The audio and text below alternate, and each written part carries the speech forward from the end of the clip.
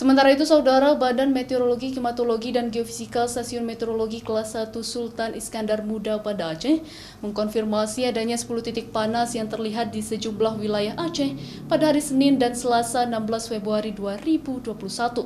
Dengan titik kepercayaan dari sedang hingga tinggi, berpotensi menjadi titik api dan mengancam terjadinya kebakaran hutan dan lahan.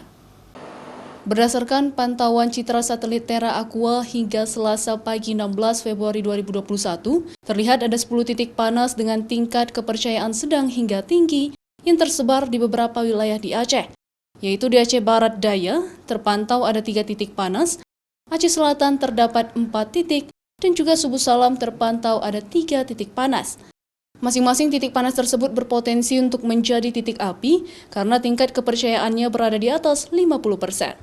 Kasih data dan informasi BMKG Banda Aceh Zakaria menyebutkan, penyebab munculnya sebaran titik panas di Aceh saat ini dipengaruhi oleh masa peralihan musim hujan ke musim kemarau dengan kondisi suhu yang semakin meningkat hingga dapat mencapai 35 derajat Celcius.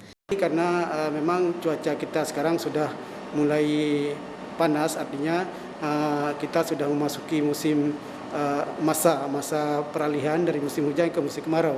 Di mana di masa peralihan ini tentunya hujan semakin sedikit, kemudian suhu semakin meningkat.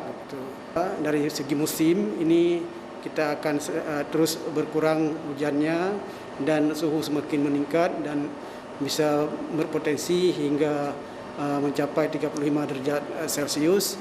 Ini akan semakin meluas, ya, daerah-daerah yang berpotensi akan timbulnya titik-titik panas.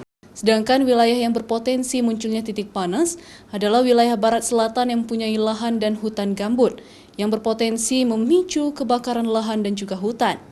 Sementara itu, dengan kondisi suhu panas dan adanya titik panas di Aceh, masyarakat dihimbau untuk tidak membuka lahan dengan membakar, jangan membuang puntung rokok sembarangan, serta tetap menjaga lingkungan dengan baik. Mustajab, Kompas TV, Banda Aceh.